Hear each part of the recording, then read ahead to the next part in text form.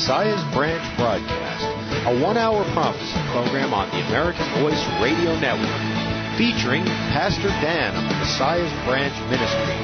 And now, here's Pastor Dan. Greetings, saints, and welcome to the Messiah's Branch Prophecy Hour. We're broadcasting live from the Flint Hills of Kansas, and we're on the American Voice Radio Network. Today's date is January 22nd, 2015.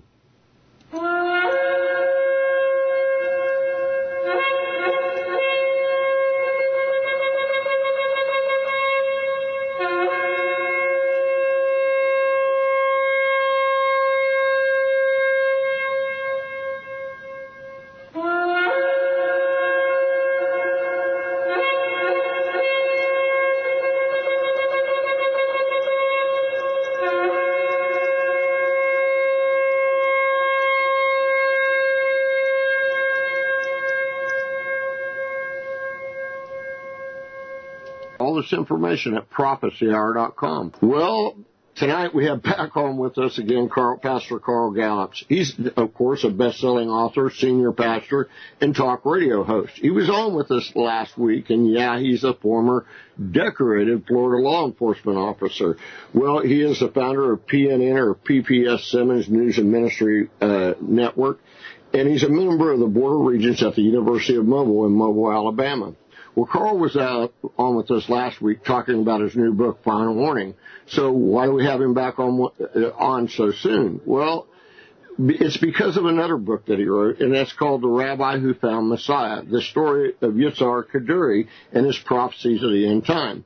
Well, Carl's been on with us several times talking about the book and how it was published in Hebrew.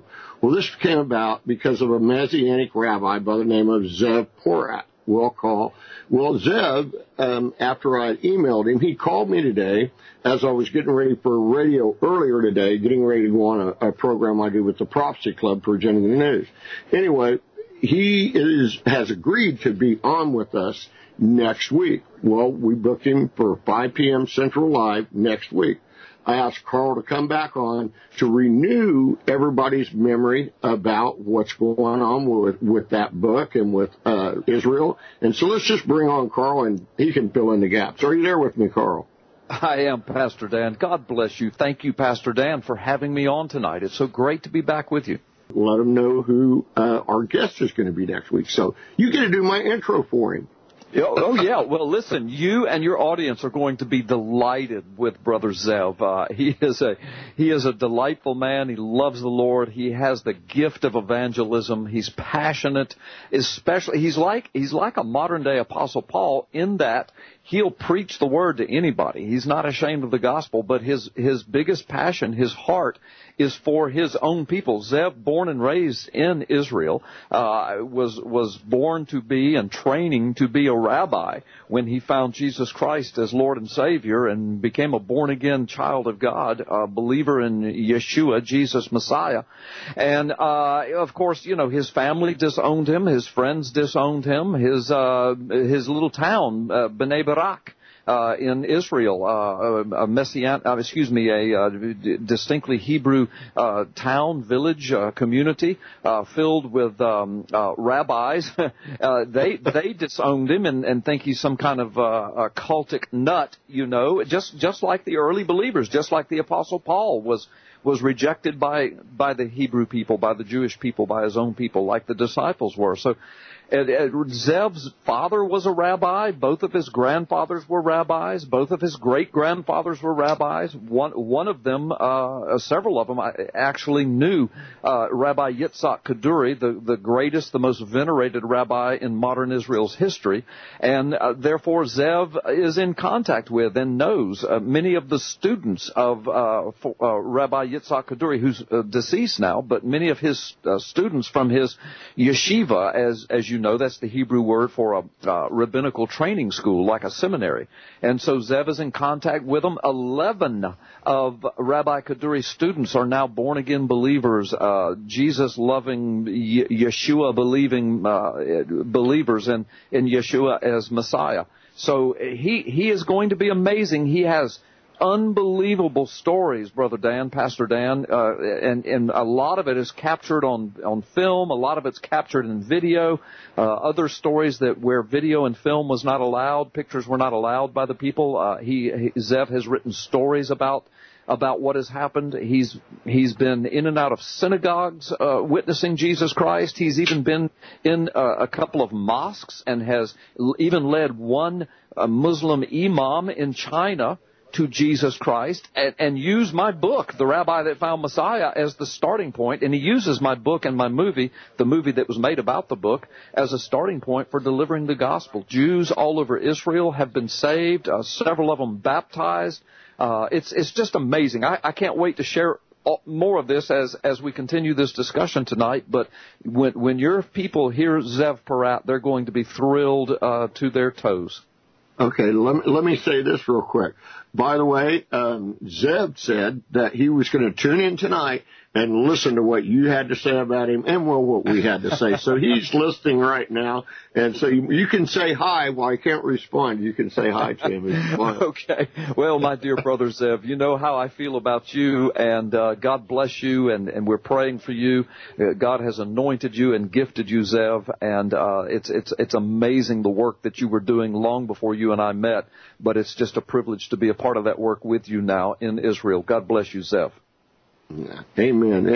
And I can't wait to have you on next week. And so that was a great intro for him. But, let's bring in your book, because I know I get new listeners all the time, and I never tire of hearing the story. So what about the book? Who is the Rabbi That Found Messiah? Let's go into that. Okay, great. And, there's a really, really neat God story as to how that book and movie is connected to Zev Porat and how it wound up in his hands and how he got involved. So I'll tell that at the end of this story. But yes, thank you. Let me just give the brief version, the overview version. Yitzhak Kaduri is the name of the rabbi. This book is called The Rabbi Who Found Messiah, the story of Yitzhak Kaduri, and it's a true story.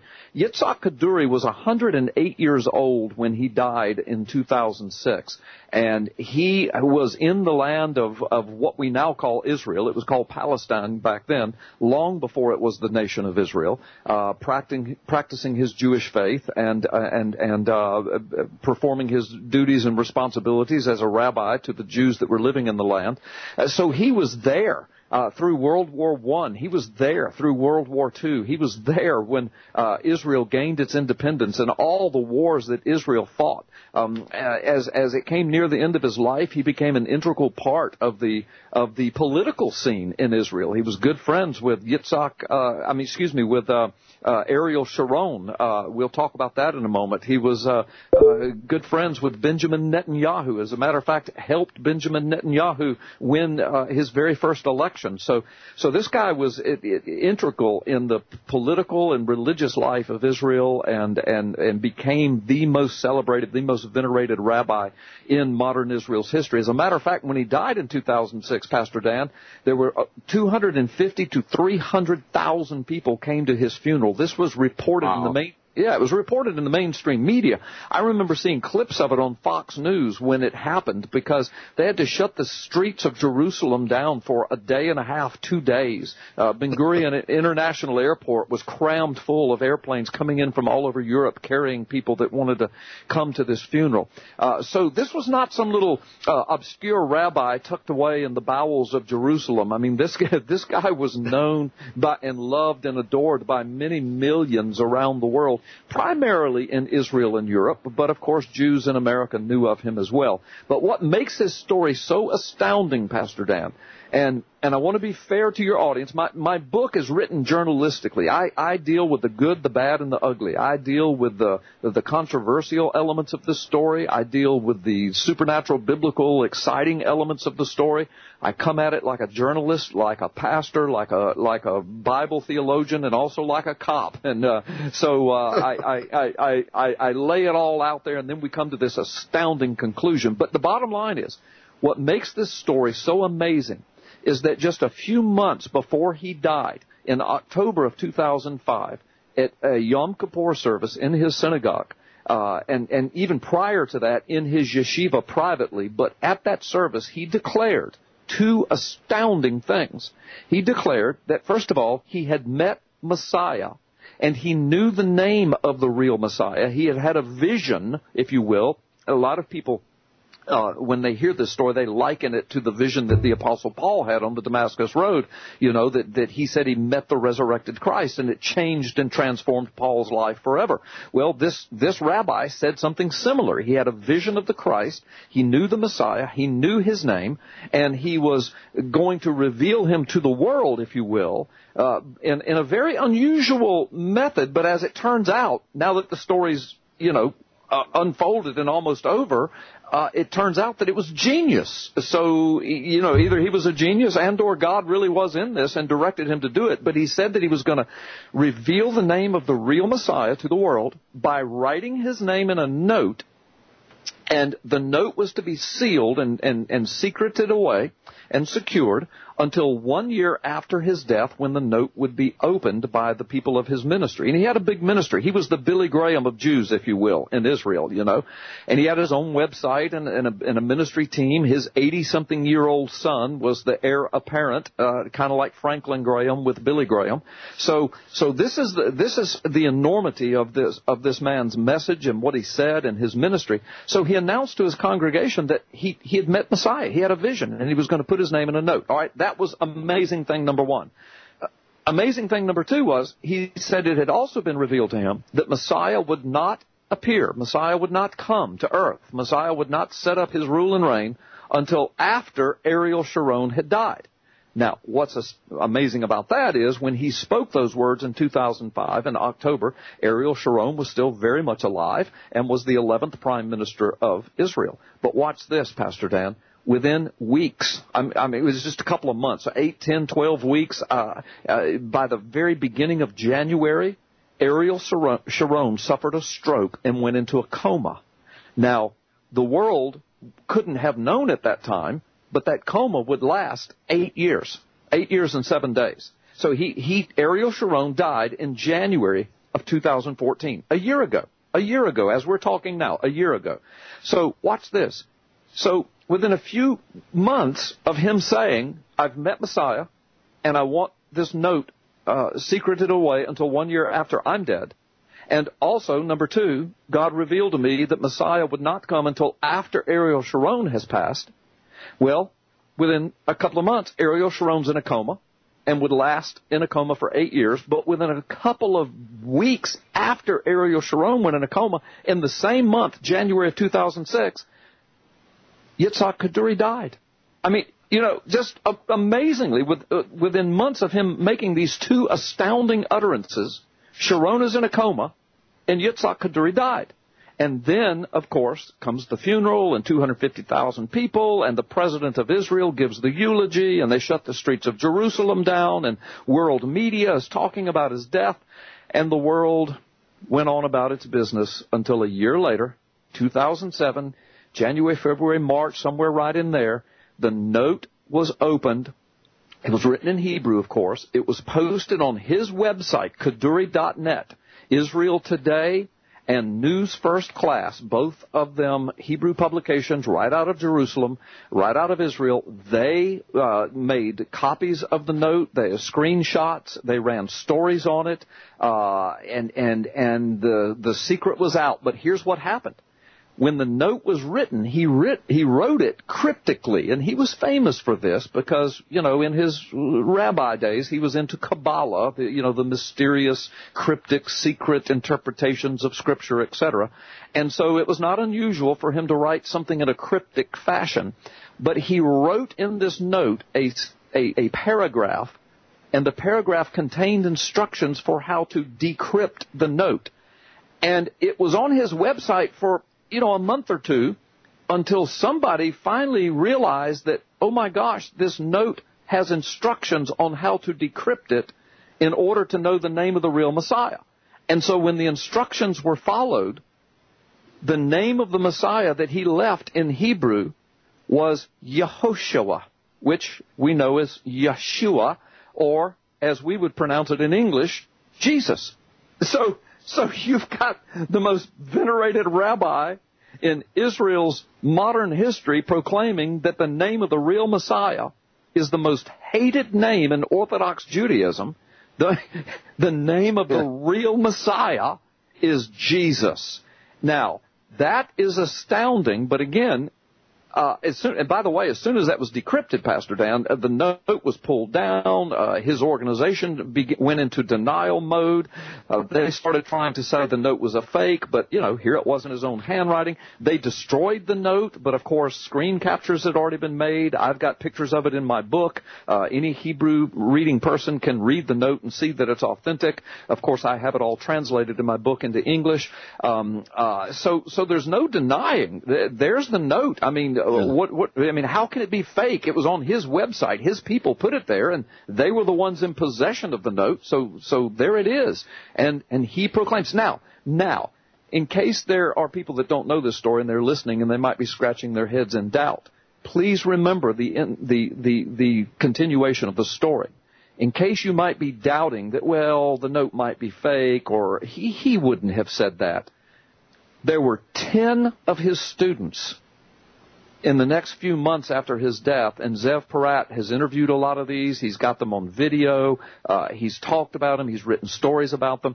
10 of his students are born-again, professing believers in Yeshua, and they all testify that the reason they are is because Yitzhak Kaduri was secretly and privately teaching that Jesus was Messiah in his yeshiva before he died. So, why would these 10 Orthodox Jews living in Israel, taking all of the heat and the persecution that's coming their way, why would they lie about that? Why would they do that? If it didn't really happen, that's the dumbest thing they could do in their life. It's the most dangerous thing they could do. But it did really happen, and he was really teaching this, and he wasn't teaching a false Jesus. He wasn't teaching an antichrist. He wasn't teaching a foreign Jesus. He was, because these 10 students are born-again believers in Jesus of the New Testament, Jesus of the Bible, Jesus the Christ, Jesus the Messiah, Jesus of Nazareth. And then an 11th one, since the book and movie has been published, an 11th one of his students, through the ministries of Zev Porat and taking my book and my movie and ministering to him, he now is a born-again believer, and he testifies that, yes, Kaduri was, teaching this. So now Kaduri, it's my understanding, and Zev Porat can clean up anything that I've made a mistake on, but it's my understanding that Kaduri wasn't preaching in his yeshiva like you or I would, and he wasn't, pounding his fist on a table and proclaiming Jesus Christ of Nazareth is the Messiah in that way. But what he was doing, he was like the Apostle Paul. He was taking the Old Testament scriptures, Isaiah 53 and Psalm 22 and Zechariah 12 and, these scriptures, and he was somehow he was like the scripture says about Paul. Yeah, he was proving from the scriptures that Yeshua is the Christ. 11th Kaduri student now has come forward as a professing believer in Yeshua as Messiah and Jesus, and we're talking about the Jesus of the New Testament, the Jesus of the Bible. They will tell you that very clearly. And so anyway, that's the legacy of this story. That's the end game legacy of it. Now, in the meantime, 1 year ago today, Ariel Sharon died. Now, people ask me a lot of questions. They ask me, well, was Ariel Sharon's death a time marker? Can we expect Jesus' return now? And when can we expect it? Is there a date and time set, because of what Kaduri said? People have asked me about the Kabbalah connection. Would God use a rabbi that was into Kabbalah? People have asked me about some of Kaduri's stranger statements. Several years before he made this Messiah pronouncement, he proclaimed that Messiah was already in Israel and was waiting to identify himself, and that kind of throws people off. Of course, I explain all this in the book, and we go into all of these questions. I've done television interviews and radio interviews on all of this, but and be glad to talk about any of it you would like, you and your listeners tonight. But the end game is this. Look, why would the Billy Graham of all Jews say that Jesus is the name of Messiah, knowing that the name Jesus is the one name that's anathema to Orthodox Jews? And he is the Orthodox Jew of all Orthodox Jews, for the last 70 or 80 years in Israel. It's him, and he proclaims Jesus is Messiah. That would be like if Billy Graham died and left a note proclaiming that Muhammad was the Messiah. I mean, it would just rock the Christian world. Well, when Kaduri proclaimed this, and in this note, the Jewish world, I mean, they shut it down. His organization took the note, destroyed it, proclaimed it was a hoax. But again, Israel Today and News First Class had already published stories on it. Now I've written the book. Now a movie's been made about it. But in the meantime, the Israeli media won't touch this. The mainstream American media won't touch it because it's just too biblical. It's just too New Testament. It's just too much like Apostle Paulish kind of stuff. And by the way, you and I would probably agree that it's just too prophetic. It's end times kind of stuff. Yeah. Amen. Amen. It is end times kind of stuff because, like I told Zev, one of the signs that I've been looking for would be Jews turning to Yeshua in the end times. And so that was a sign that I was looking for. Why don't you, while our train goes up by, why don't you tell us about how the book ended up in Hebrew? Yeah, well, okay, and that's kind of connected to how it wound up in Zev Porat's hands.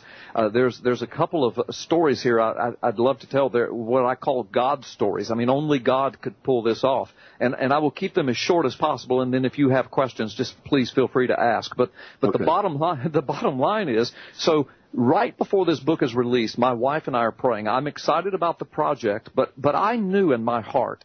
I said, I told my wife, I said, most Western Christians, most European American Christians, I don't know about most. I said, but a lot of them aren't going to get this. They're just not going to understand it. And I don't mean that in a derogatory way. It's so Jewish. He was so Jewish. And you've got to understand the Jewish mindset and the Jewish concept of Messiah. It's so different than what you and I would know from the scriptures. And so when you've got the Jew of Jews, the Hebrew of Hebrews, the rabbi of rabbis, declaring that the name of Messiah is Yeshua, I mean, it just rocked the world. So I'm writing this book knowing that I'm going to take heat from Orthodox Jews all over the world, knowing I'm going to be the target of attack, and I have been too. But God has blessed and protected. But I knew it.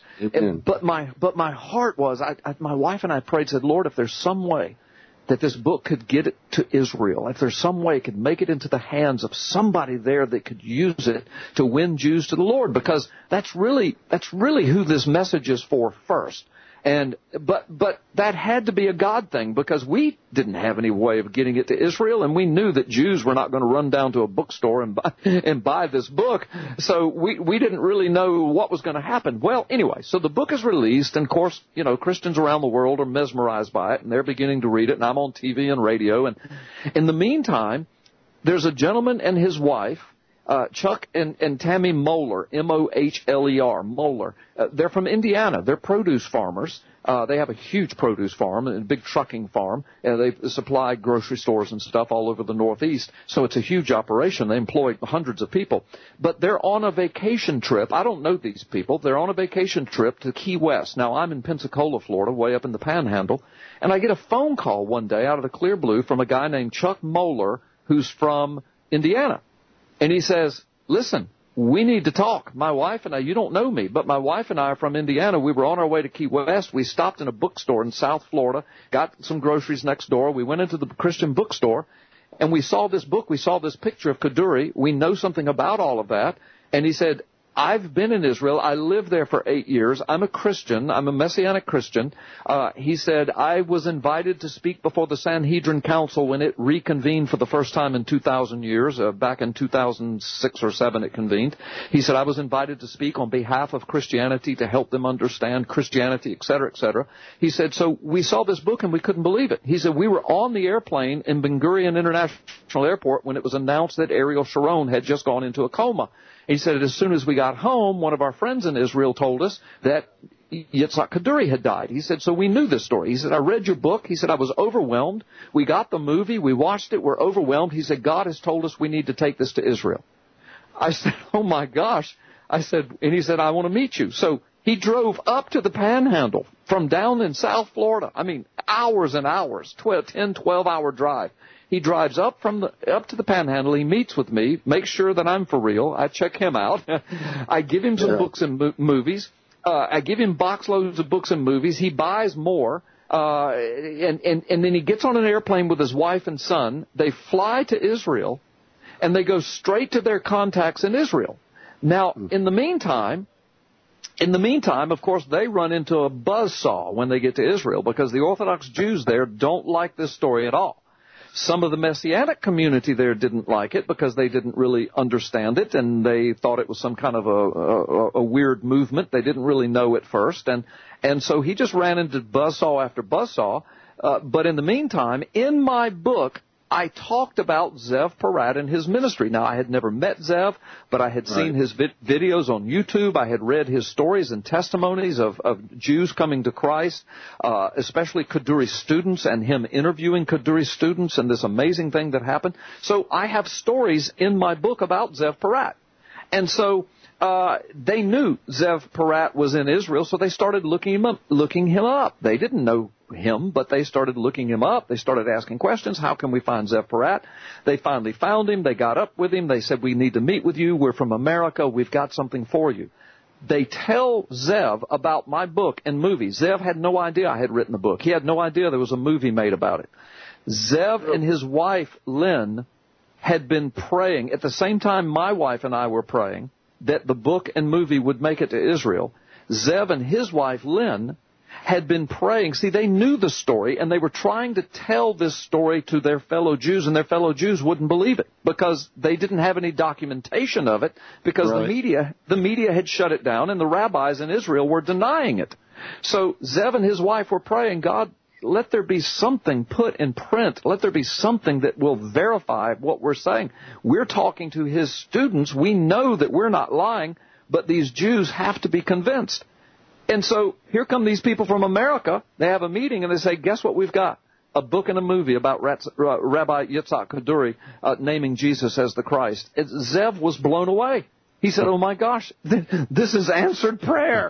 So Zev takes the book and the movie. He reads it. He watches the movie. He's overwhelmed. He immediately starts witnessing and ministering to Jews. And there's so many stories. I'm going to make it short. But bottom line, he begins to use it as a witnessing tool to lead Orthodox Jews to the Old Testament, and then to the Old Testament, to the New Testament, and then from there to Jesus Christ. But the book and the movie opens the way to get them into the gospel, and Jews around Israel are now being saved and baptized, and it is, I mean, he led an Orthodox Jew at the Wailing Wall to Jesus Christ. He's been in Tel Aviv. He's been in Haifa. He's been in Jerusalem. The stories are just astounding, and he will tell you more of those when he comes on your show. But anyway, you can ask me. I know you've got a lot of questions to ask me, but that's it. Those are the God stories. That's how he got involved. That's how Zev got involved. In the meantime, let me answer your question about how it got translated into Hebrew. Yeah, now, absolutely. Now the book is not in Hebrew yet, but the movie has been subtitled in Hebrew and in Spanish. Let me tell you how that happened. I contacted my publishers. Once this book and movie hit Israel, Zev said, Carl, is there any way you can get this movie into Hebrew? Is there any way we can do that? And I said, Zev, it'll cost a ton of money. It costs thousands of dollars. He said, I need hundreds of books. I need hundreds of movies, and I need this somehow to be in Hebrew. So my wife and I started praying. Zev and his wife started praying. I don't know how long. It was not long. I'm going to say a week or two at the most. I got a phone call from my publishers. They were putting me in contact with a man and a woman up somewhere up in the Midwest. I've never met them. I don't know them. They had contacted the publishers. They had been seeing the video of Zev Porat leading Jews to the Lord using this material.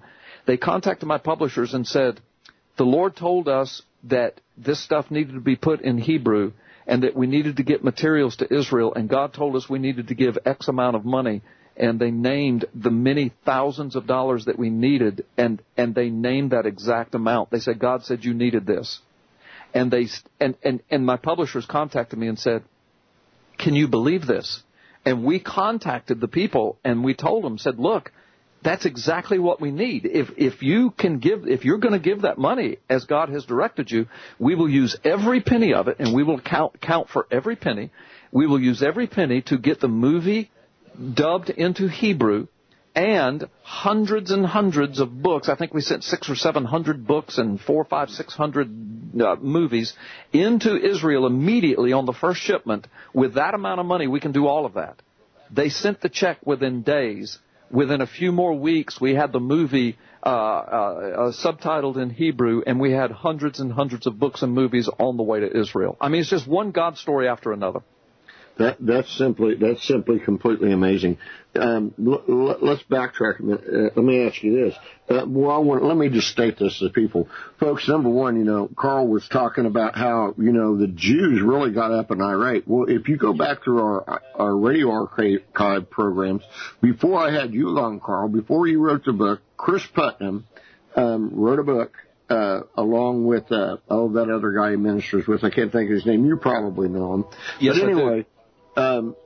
Here comes my train again. Yeah, anyway, it's a wonderful thing. I keep threatening to turn it down, and my producer said, well, it gives character to the program. It does, yes.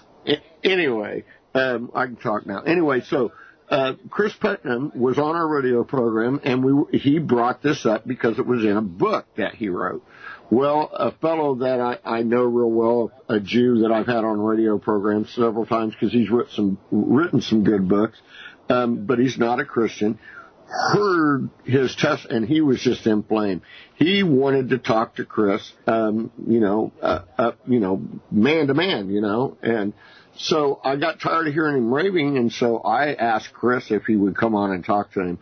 And that program's still in the archives, and while we couldn't convince him of Rabbi Kaduri doing it, you can see how hard it hit a Jew because of how precious Rabbi Kaduri is to them. And I guess that's the point, like you pointed out, Billy Graham, he is that precious to them, and so it was like blasphemy, Yes. Go ahead, I'm sorry. No, I'm sorry. There's a little delay here in the phone. I'm sorry. I didn't mean to interrupt. You go ahead. Okay. Well, it's always that way with Skype, but it does come in clearer for production things. Anyway, but what I was going to say about the book, Carl, that I wanted to point out to people is this book, you don't just read it and put it down. This book is a good book for a point of reference on everything because of all the wonderful facts and things that you put in it. You'll find yourself going to the shelf. Well, wait a minute. I know about that. It's in that book. And so the book is a great reference book as well as a great story, which happens to be a true story. Don't you think, Carl? Well, thank you for the accolades. I will agree with you that there are a lot of good facts and information in there and a lot of inspiration and encouragement.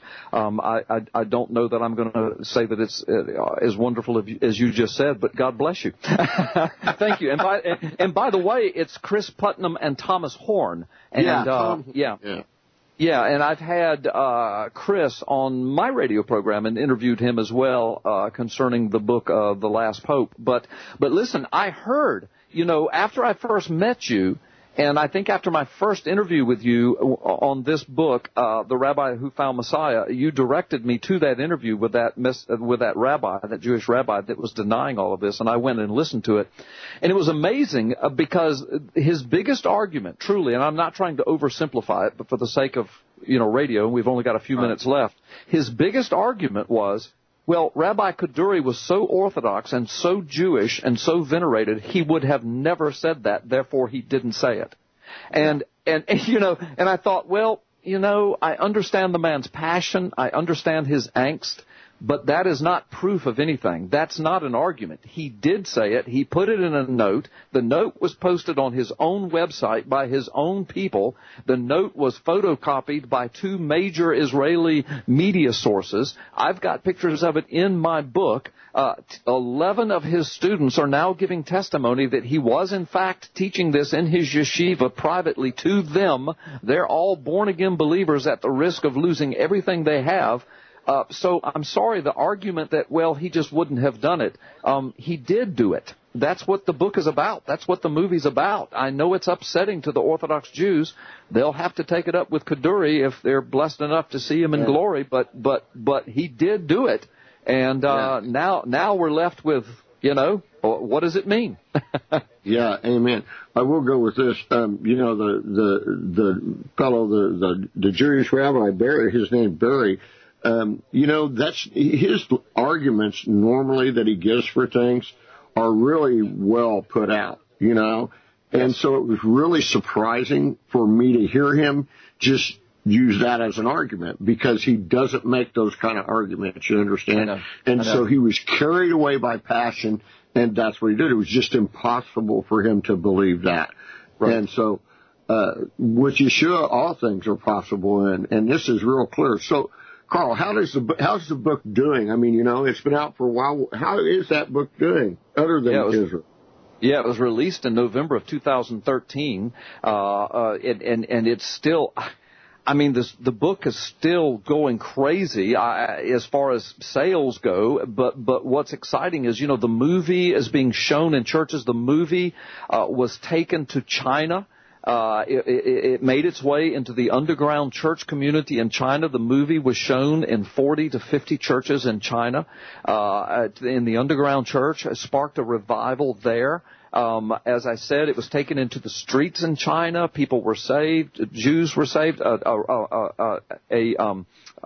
Muslim imam in China was saved, gave his life, prayed a prayer of giving his life to Jesus. I saw it on film after being witnessed to from this. And the way the book opened it up was this Christian, this Messianic Jew was witnessing to this imam, and the imam said, "Wait a minute, you're a Jew, and you've come from Israel to China to tell me about Jesus, and your own people don't even believe in him." And this Messianic Jew said, "Oh yeah, have you ever heard of Yitzhak Kaduri?" And the guy said, "Well, yeah, everybody knows who he was." And he showed him the book, and he said, "Let me show you this note." He showed him the note. He said, "Even Yitzhak Kaduri, the most venerated rabbi, Jewish rabbi, even he said Jesus is Messiah." And the Muslim imam said, "Oh my gosh, how come I didn't know about this?" Jews all over Israel are saying that. They're saying, "Why didn't we know this?" And they're being told, because the rabbis have shut the story down. The Israeli media has shut it down. But the book and the movie has opened the story wide open. So the book's going crazy. The movie's going crazy. We're still shipping them into Israel. People are still being saved. The movie is still being shown. Churches all over America are showing it. The movie is the same name, The Rabbi Who Found Messiah. It was produced by WND Films. George Escobar, an award-winning film producer. In fact, he had a major motion picture on it in the theaters a few months ago. It was a faith film called Alone But Not Alone. He produced that. He's the same one that produced my movie, and I'm in the movie. I'm in the movie. Yeah, we saw you in the movie, and Jonathan Cahn's in the movie. I'm cutting you short because we're getting ready to get off. I know. We always, why is it every time you come on, time speeds forward? We never have enough time. I don't know, but time is speeding forward in my life too, brother. I wish we could slow it down somehow. Don't talk. I don't want that happens to me all the time. I was just discussing that with my wife earlier today. All right. Well, thanks for being on, Carl, and tune in next week and hear the program with Zev. And in the meantime, you be blessed, brother. Thanks for being on. Thank you. All right. Anyway, folks, make sure you tune in next week. And you got to love Carl. Carl's a good dude. Go over and check out his website at carlgallups.com. He's a pastor, and he's a real guy, and that's what I like about him. And so, but he walks the walk and talks the talk. He does it all. So bless Carl. Go over and check his site out. But above all, get this book and get the movie. It is really a great thing. I showed it in our mission church, and it had great results. People loved it, and people were asking questions, Anyway, next week, it'll be really good. So make sure that you turn in and watch it. This week, if you check it out on prophecyhour.com, in fact, sometime tonight, right after the program, I'm going to put some links up to our guests for next week. But we must remember, folks, that there really is only one God. He is your Father. He's the God of Abraham, Isaac, and Jacob. His son is Yeshua HaMashiach. He gave his life for repented sins. He rose after 3 days and 3 nights in the heart of the earth, just as he said he would. That would be a sign. And through him, and only through him, is the way to the Father. Remember, always, always, always be a blessing to others. If you're not a blessing to others, how is it that Yeshua resides in you? How is it the Holy Spirit resides in you if you don't let that out? That's what you're supposed to do. Because people look at you, you say that you're born again, that you're saved. How can they? You have to allow Messiah to be seen in you, so they'll want to know that you're set apart and that you're different, so they can be that way themselves. Anyway, I better get out of here. Remember about praying about supporting the Wichita Mission Church. We really need your help. Pray about supporting radio. We have to pay for airtime. Lord our God, Father, King of the universe, ask in Yeshua HaMashiach's name that the Father blesses and keeps you, and His face shines upon you, and is gracious to you, and gives you peace. Until next week, or next Thursday, in fact, this is Pastor Dan saying goodbye and shalom. You've just heard the Messiah's Branch broadcast featuring Pastor Dan. To contact Dan on the internet, go to messiahsbranch.org. To write to Dan, send a note to Messiah's Branch, 230 West 4th Street, Florence, Kansas, 66851. Tune in next time for Messiah's Branch.